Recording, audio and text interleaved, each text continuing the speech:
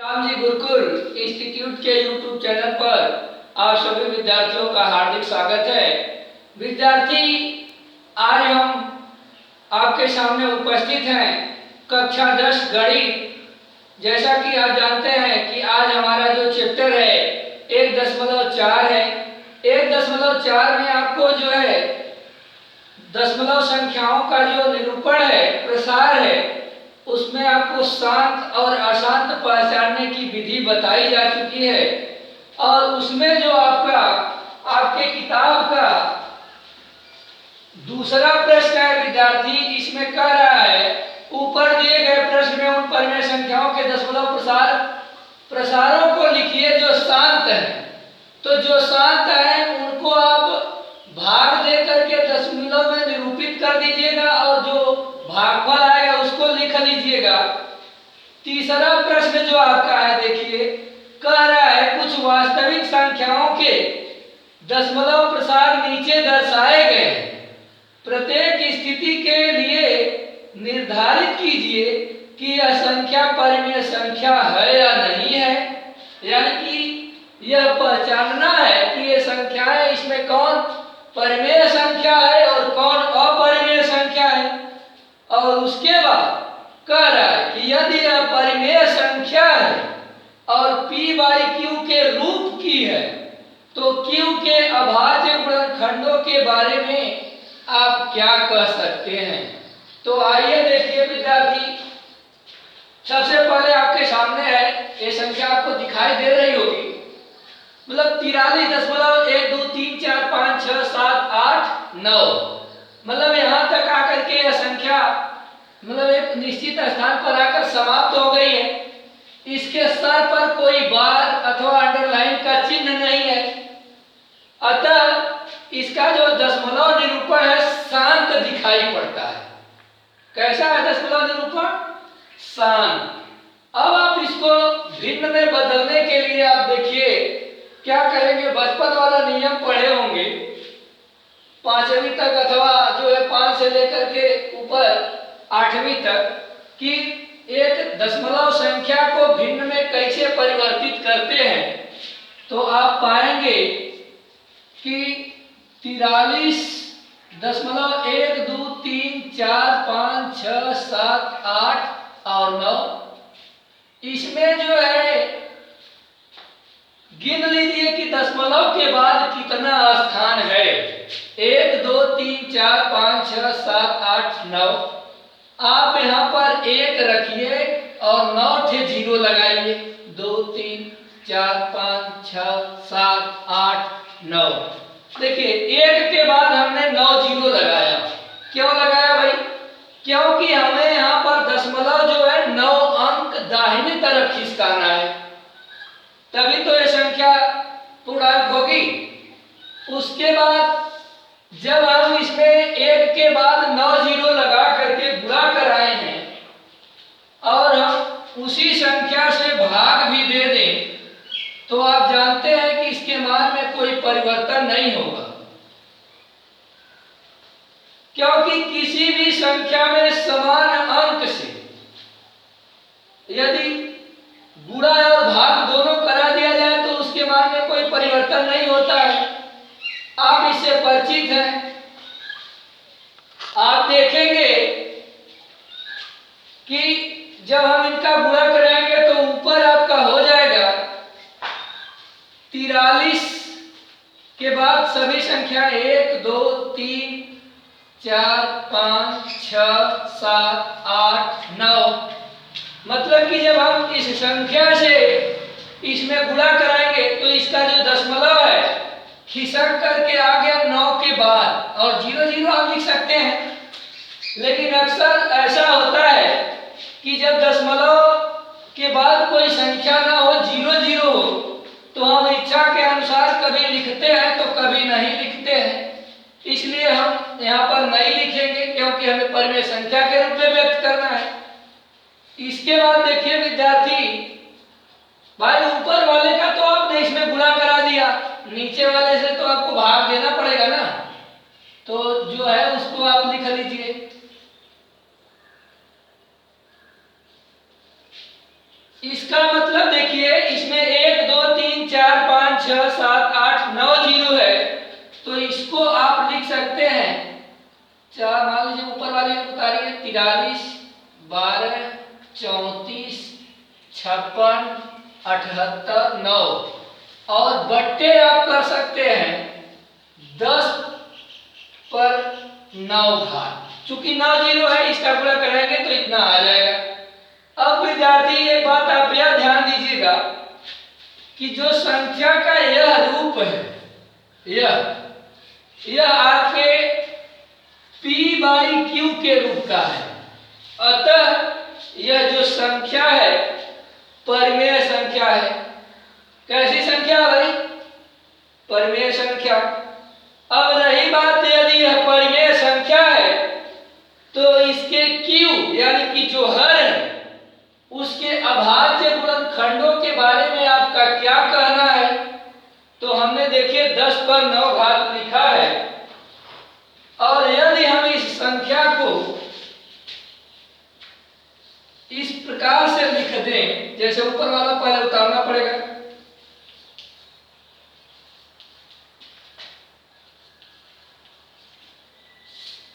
यदि हम 10 को लिख दें 2 गुणे 5 और उस पर 9 घात, तो आप बताइए क्या इसके मान में कोई परिवर्तन होगा?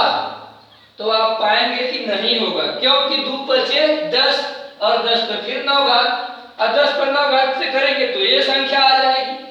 इसलिए आप इसको तोड़ सकते हैं। इसके बाद यदि आप एक लाइन और ले जाएं तो आप देखेंगे कि 43 12 34 56 78 9 के बट्टे, ये जब ब्रैकेट यदि हम हटा दें जो यहाँ आपको दिखाई दे रहा है तो 9 2 पर भी होगा, यानी कि 2 के पावर 9 इंटू यानी कि गुणे 5 पे भी पावर 9 होगा। इस रूप से हम लिख सकते हैं, और आप अच्छे से समझ पा रहे होंगे कि यहाँ जो Q है वो आपका Q का मतलब जो हर है उसके अभाज्य गुणनखंड 2 पे पावर m इंटू 5 पे पावर m के रूप के हैं। इसके बाद जो है कि आप देख लिए होंगे कि यदि दशमलव प्रसार शांत है तो संख्या क्या हो सकती है? परिमेय संख्या। और जब संख्या परिमेय संख्या होगी तो निश्चित रूप से उसका जो हर होगा उनके अभाज्य गुणनखंड 2 या 5 अथवा 2 5 के गुणनफल की घातों के रूप में आपको प्राप्त होगा। तो इसके बाद आप दूसरा प्रश्न देखिए।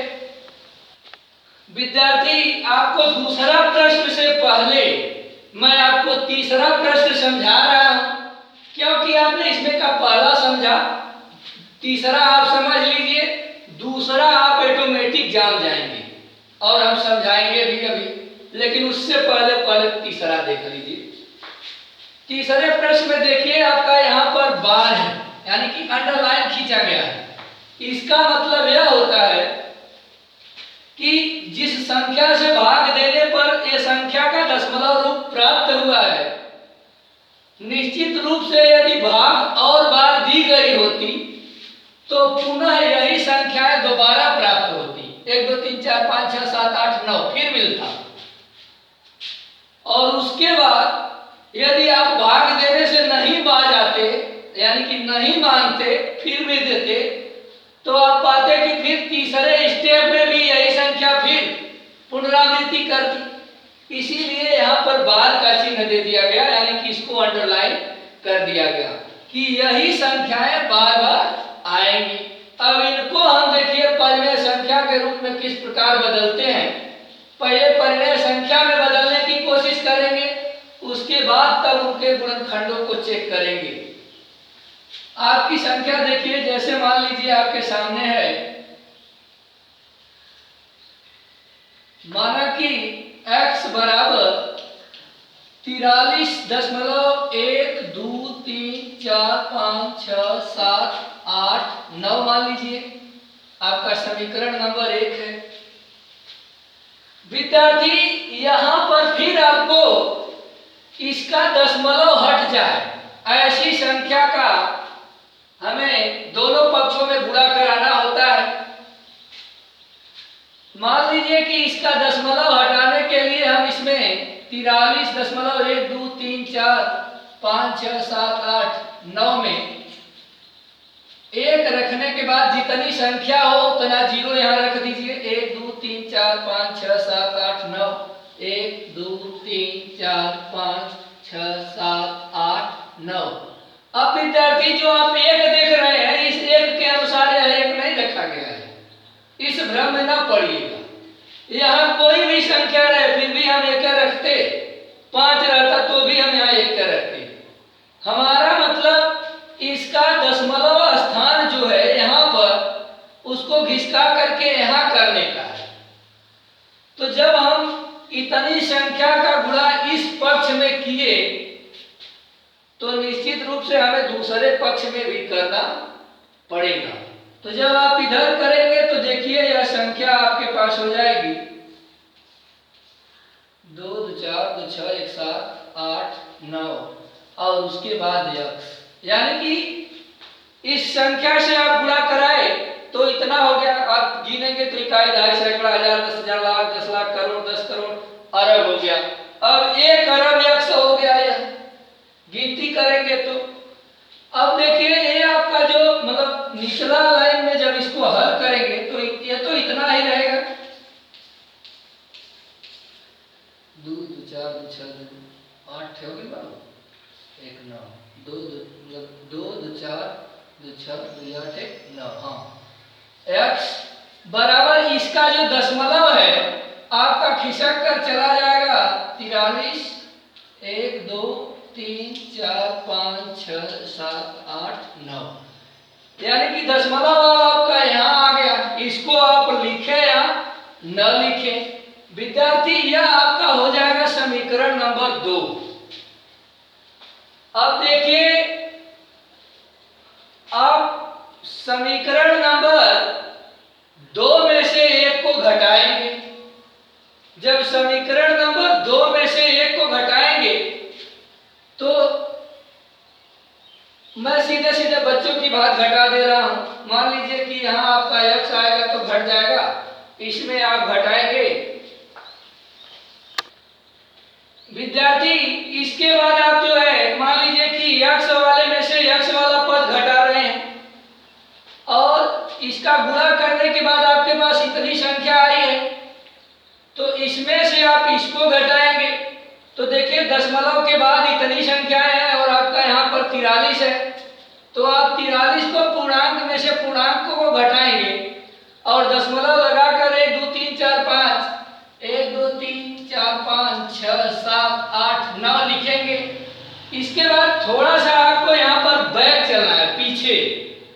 जैसे यह संख्या जो आप देख रहे हैं, ये वाली लाइन हम ऊपर थोड़ा मिटा दें आप ताकि अच्छे से समझ पाए। बार का मतलब होता है कि यह संख्या बार बार मतलब आती है, तो यदि हम उसको अगर थोड़ा सा लिखना चाहते तो इस प्रकार भी लिख सकते हैं, जैसे कि 4 5 6 7 8 9, फिर 1 2 3 4 5 6 7 8 9। अब आप देखिए अगर हमारी इच्छा हो और हम बार को हटा दें तो 43 के बाद दशमलव लगा करके यह संख्या 1 से 9 तक भाग गई है। फिर अगर वह भाग जाती तो इसी रूप में फिर 1 2 3 4 7 मतलब 5 6 7 8 9 आता। इसके बाद यदि और भाग जाती तो फिर यहाँ पर 1 2 3 इस प्रकार से संख्याएं आती। तो यहाँ पर जो दशमलव के बाद जरूरत तो है कि भाई नहीं कुछ है तो ऊपर 0 लगा लेते, लेकिन यहाँ पर हम 0 नहीं लगाएंगे क्योंकि जो हमारी पूर्व की संख्या है जो मतलब कई बार लिखना चाहिए लेकिन हमने उसको शॉर्ट कर दिया था, एक ही बार लिख करके उसको मतलब कि इतना से गुणा करके दशमलव मुक्त कर दिया था। जब हमें फिर जरूरत पड़ी तो क्यों ना हम इसी जो बार बार रिपीट हो रही संख्या उसी को उतार लें। तो 1 2 3 4 5 6 7 8 9 हो जाएगा। उसके बाद देखिए आप यहाँ इसको घटाएंगे तो आपके पास x के बाद 9 थे 9 बच जाएगा। 2 2 4 2 6 1 7 8 9 गिन लीजिएगा। 2 2 4 2 6 2 8 और 1 9 9 है। मतलब इकाई दहाई सैकड़ा हजार 10,000 लाख 10 लाख करोड़ 10 करोड़ अरब 1 अरब यक्ष में से 1 यक्ष जो है घटा दिया गया। तो आपके पास 99 करोड़ 99 लाख 99,999 यक्ष बचेंगे। और जब आप इधर घटाएंगे तो देखिए ये तो पूरा मान सबका सब जीरो हो जाएगा। यहाँ मान लीजिए दशमलव 9 में से 3 गया 6, 8 में से 4 गया 4, यहाँ आपका 7 6 5 4 3 2 1 3 और उसके बाद जो है यहाँ पर आपका 4, मतलब कि इतना संख्या आपकी बची। और जब दशमलव के बाद सब जीरो हो जाए तो उसका कोई वैल्यू नहीं। अब देखिए ये संख्या जो 99 करोड़ 99 लाख 99,999 है वो है आपका यक्ष में गुणा कराई है। और जब आप इसको उधर पक्षांतर करेंगे तो यह संख्या आपका जो है हो जाएगी 43 12 34 56 74 6 और बट्टे आपका हो जाएगा 99 करोड़ 99 लाख 99,000 और मतलब 2 2 4 2 6 999 इस रूप में हो जाएगा। उसके बाद विद्यार्थी देखिए यह 2 मतलब इस जो हर है इसका अभाज्य गुणनखंड 2 पे पावर n अथवा 5 पे पावर m के रूप का नहीं है। अतः यह जो परिमेय संख्या है इसका दशमलव निरूपण अशांत है। मतलब इसका दशमलव निरूपण अशांत है लेकिन यह परिमेय संख्या है क्योंकि आप देख रहे हैं कि यह संख्या p/q के रूप की है। तो आप लिखेंगे कि इस परिमेय संख्या का q मतलब इस परिमेय संख्या का q चाहे लिखिए यहाँ q के अभाज्य गुणनखंड 2 पे पावर n इंटू 5 पे पावर m के रूप के नहीं है। क्योंकि यही पूछा था कि q के रूप को बताइए कि आपका क्या कहना है। तो हम कह रहे हैं कि यहाँ q के अभाज्य गुणनखंड 2 पे पावर n इंटू 5 पे पावर m के रूप का नहीं है। इसके बाद आप तीसरा देखिए विद्यार्थी, आप 2 तरीके की परिमेय संख्या देखें जिसमें अभी अभी आपने पहले में देखा कि एक का दशमलव निरूपण शांत आवर्ती था, वो अभी परिमेय थी। दूसरा आपने देखा कि उसका दशमलव निरूपण जो है अशांत आवर्ती था, वह भी जो है कि परिमेय संख्या थी। तीसरा आप देखिए कि 0 के बाद 1 2 फिर 1 0 उसके बाद फिर 1 2 फिर देखिए यहाँ पर सिंगल 0 उसके बाद यहाँ डबल 0 फिर 12 रिपीट किया। उसके बाद देखिए यहाँ पर ट्रिपल 0 यानी कि 3 0 आ गया, फिर 12 रिपीट किया। उसके बाद देखिए 4 0 आ गया। आप जन्म भर भाग दीजिए लेकिन ये फिर अब की बार यहाँ 12 आएगा और उसके बाद यहाँ आएगा 5 0 और 5 0 के बाद फिर 12 आएगा, उसके बाद आएगा 6 0। तो आप इस बात को ध्यान दीजिएगा कि जो ऐसा दशमलव निरूपण होता है इन्हें हम अशांत अनावर्ती कहते हैं। अनावर्ती, अशांत, अनावर्ती। यह अपरिमेय होता है, मतलब ऐसी संख्याएं जिनका दशमलव निरूपण अशांत अनावर्ती हो उन्हें अपरिमेय संख्या कहते हैं। और देखिए जो परिमेय में आपने देखा जो नहीं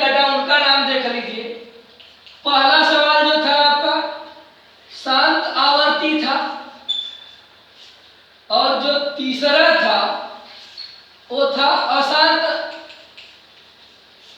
आवर्ती। इन तीनों में फर्क यही है कि शांत आवर्ती की भाग एक निश्चित स्थान पर जाकर सिमट जाती है, अशांत आवर्ती की भाग पुनरावृत्ति करती है, लेकिन फिर भी ये दोनों परिमेय संख्या होती हैं, जैसा कि आपको पीछे बताया गया है। लेकिन जिस संख्या का दशमलव निरूपण अशांत अनावर्ती हो, वे संख्याएं अपरिमेय संख्या कहलाती हैं। उन्हें कभी भी परिमेय संख्या के रूप में व्यक्त नहीं किया जा सकता। हमें पूरी उम्मीद है कि हमारी बात आपको अच्छे से समझ में आई होगी। फिर हम आपसे मिलेंगे आपके इस अगले अध्याय के साथ अगली वीडियो में। तब तक के लिए आप लोग थोड़ा सा कष्ट ये करिए कि यदि अगर पढ़ाया हुआ समझ में आता है तो आप और भी अपने इष्ट मित्रों को अपने साथ में जोड़ लीजिए, और हमें नहीं कहेंगे कि आप लाइक करिए, अच्छा ना लगे तो डिसलाइक करिए, लेकिन कुछ करिए। सजीव बंद करके वीडियो देखिए, निर्जीव बंद करके भाई न देखिए। जो आपके मन में प्रक्रिया आती है अच्छा बुरा, उसको लिखिए और उसके अनुसार काम करिए, ताकि हमें पता चले कि हाँ